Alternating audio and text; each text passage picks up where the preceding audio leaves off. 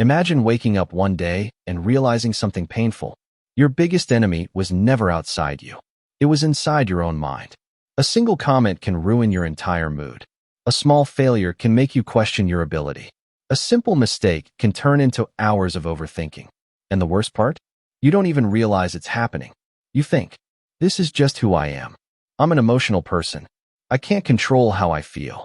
But what if the emotions controlling your decisions, your confidence, and your life were actually something you could understand and train? Because the truth is, you don't have to remove emotions. You have to master them.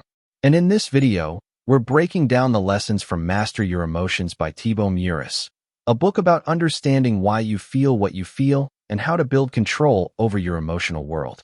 Concept 1. You are not your emotions. Think about a time when you had a really bad day. Maybe something didn't go according to your plan. Someone criticized you. You made a mistake. You failed at something important. And suddenly your mind started creating a story. I always fail. Nothing works for me. I'm not good enough. But notice something. The event happened once. The emotion came after. And then your mind added more meaning to that event. This is where people lose control. They don't just experience an emotion. They start building their identity around it. A bad moment becomes, my whole life is bad. A mistake becomes, I'm a failure. A rejection becomes, I'm not valuable. But emotions are temporary experiences. They rise. They stay for some time. And they pass. The book explains that mastering emotions starts with understanding that emotions are something you experience, not something that defines who you are. Imagine watching clouds in the sky. A dark cloud appears.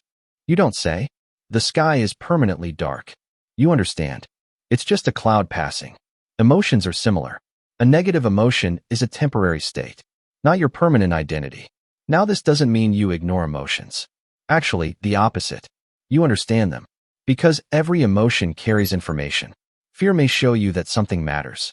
Anger may show you that something needs attention. Sadness may show you that you lost something meaningful. The goal is not to fight emotions. The goal is to listen without letting them control your actions. Concept 2. The ego creates emotional suffering. Now we come to one of the deeper ideas in the book. The ego. Your ego is the part of your mind that creates a sense of identity. It creates the story of, who am I? And having an identity is normal. But problems start when we become completely attached to that identity. For example, someone criticizes your work. The simple reality is, someone gave feedback, but your ego adds a story. They think I'm useless. They don't respect me. I need to prove myself. Now, the pain is not only coming from the feedback. It is coming from the meaning your mind created around it. The book discusses how attachment to things like status, beliefs, possessions, and external validation can create emotional suffering. Look at social media. Sometimes people don't just want success. They want the image of success. They don't just want a good life. They want people to see that they have a good life. Because the ego wants confirmation. It wants proof. It wants approval. But when your happiness depends completely on outside things, you give those things power over your emotions. Someone praises you, you feel amazing. Someone criticizes you, you feel destroyed. Your emotional state becomes controlled by other people's opinions. A person with emotional mastery can receive criticism and think, is there something useful I can learn? Instead of, my identity is being attacked. That small shift changes everything. Because you stop protecting your ego and start improving yourself. The first step of mastering emotions is understanding. Your emotions are real. Your feelings matter. But they are not the boss of your life. And once you understand that, the next question becomes, if negative emotions are uncomfortable, why do we even have them? Why does the human mind create fear, frustration, and sadness? And this is where the next concept completely changes how you see negative emotions. Concept 3. Negative emotions have a purpose. Most people have a wrong idea about negative emotions. They think, anger is bad, fear is bad, sadness is bad. So, I need to remove these feelings. But emotions don't work like that. Negative emotions are not created to destroy you. They are signals. They are your mind trying to communicate something. Think about physical pain. Pain is uncomfortable, but it protects you. If you touch something dangerous, pain tells you, pay attention. Something is wrong. Without pain, you wouldn't know when to protect yourself. Negative emotions work in a similar way. Fear can tell you, this situation matters. Prepare yourself. Frustration can tell you something needs to improve. Anger can tell you maybe a boundary has been crossed. Sadness can tell you something important has changed. The emotion itself is not the enemy. The problem happens when you ignore the message or allow the emotion to control your behavior. Imagine you want to start a business. You feel fear. Many people immediately think, I shouldn't feel scared. But fear might actually be telling you, this goal is important to me. Instead of running away from fear, you can use it as information. The question is not, how do I never feel fear?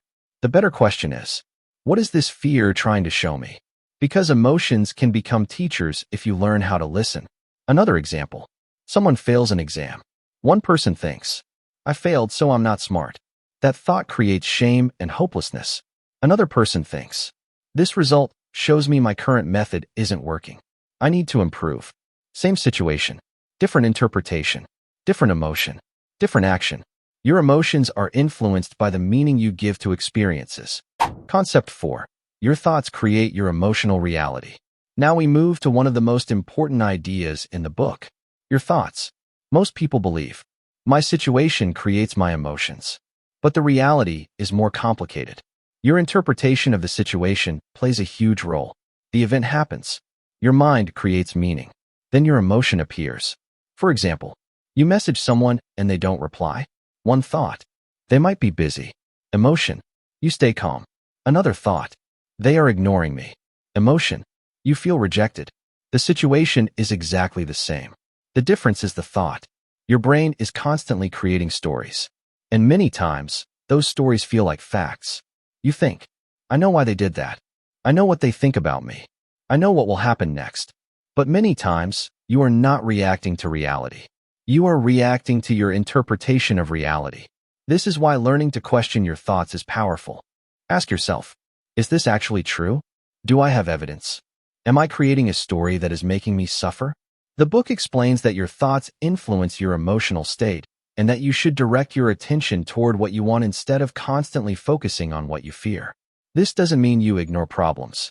It means you stop feeding unnecessary negative thinking. Imagine two people lose a job. Person A thinks, my life is over. They stop taking action.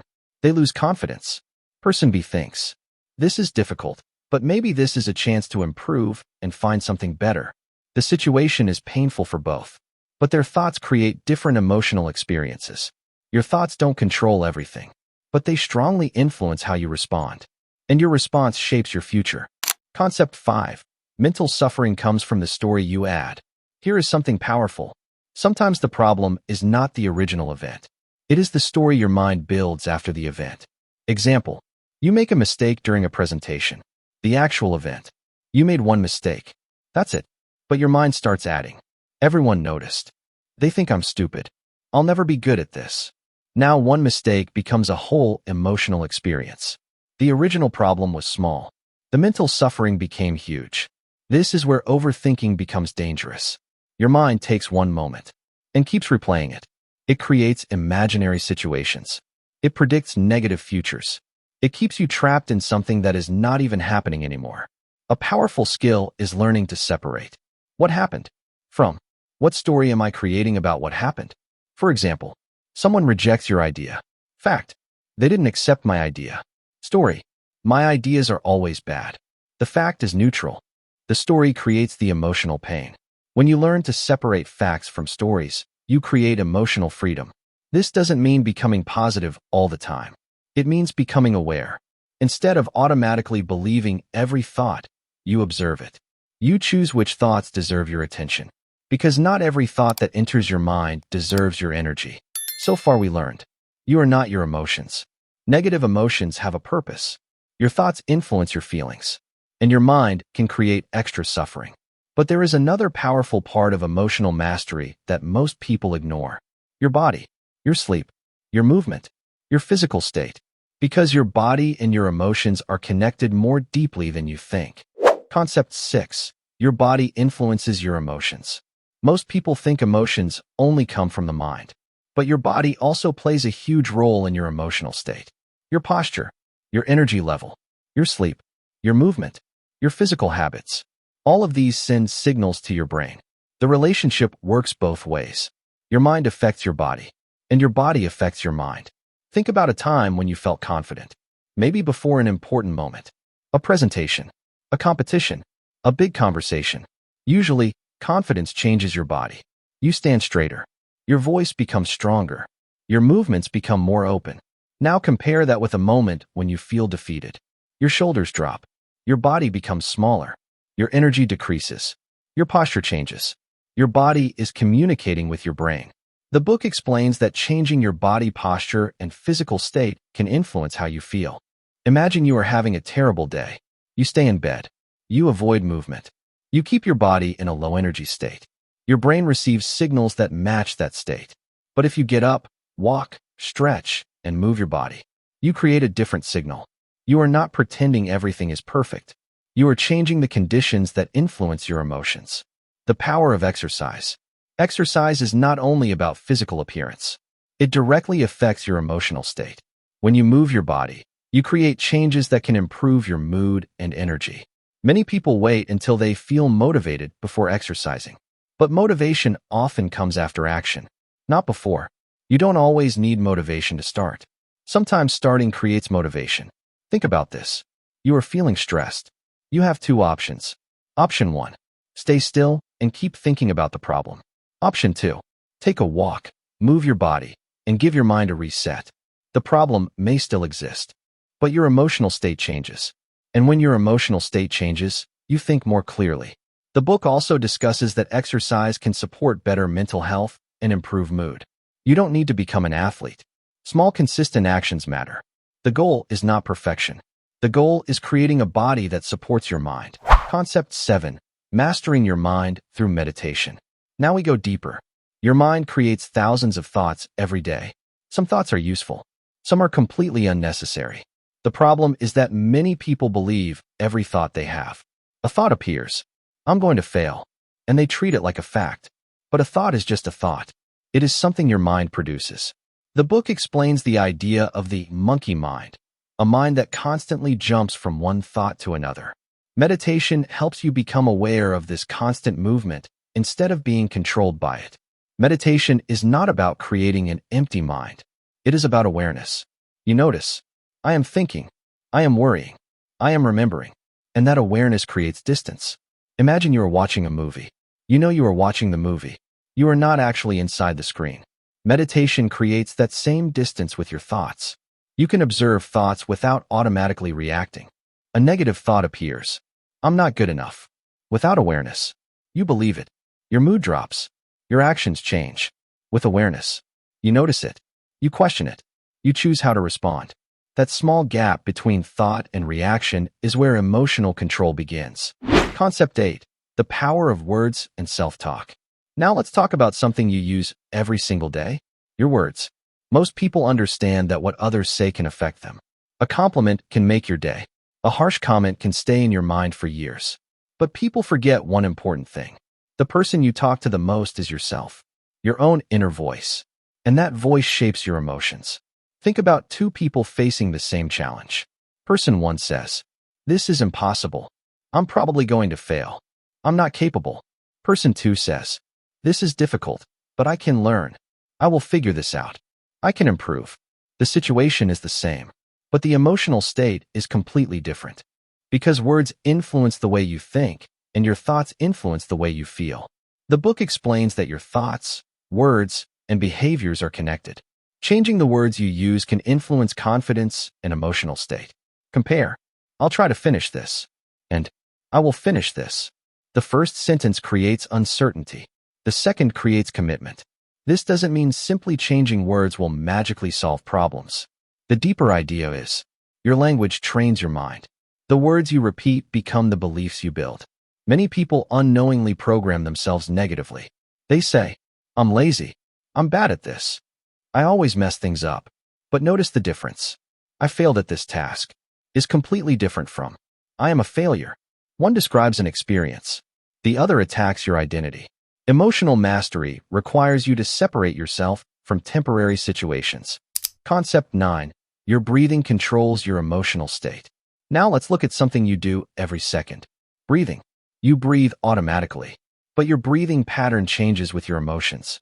When you are stressed, Your breathing becomes faster. Your body becomes tense. Your mind becomes more reactive. When you slow your breathing, you send a signal to your body that you are safe. Think about a stressful situation. Before an exam, before speaking in front of people, before an important decision, your mind starts racing. Your body reacts. Instead of immediately fighting the emotion, you can first control your breathing. Slow breathing helps create a calmer state where you can think more clearly. The book discusses how breathing patterns can influence stress, awareness, and emotional states. A lot of people try to control emotions only by thinking, but sometimes the fastest way to change your state is through your body. Change your breathing. Change your physical state. Then approach the situation with a clearer mind. Concept 10. Your environment shapes your emotions. Now let's talk about something people ignore. Your environment. Your environment is not only your physical place. It includes the people around you, the content you consume, the things you see every day, the atmosphere you create. All of these influence your emotional state. The book explains that your surroundings, relationships, and daily environment can affect the way you feel. Think about your room. When your environment is messy and chaotic, sometimes your mind also feels messy. When you organize your space, you often feel a sense of control. It is a small action, but it changes your emotional state. The same applies to people. Spend all your time around negativity, constant complaining, and hopeless thinking, and it becomes harder to maintain a positive mindset. Your environment is constantly giving your brain information. So if you want better emotions, create an environment that supports the person you want to become. The impact of music on emotions. Music is another powerful emotional trigger. A song can instantly bring back memories. A song can change your energy. A song can make you feel motivated. That's because emotions are connected with experiences and memories.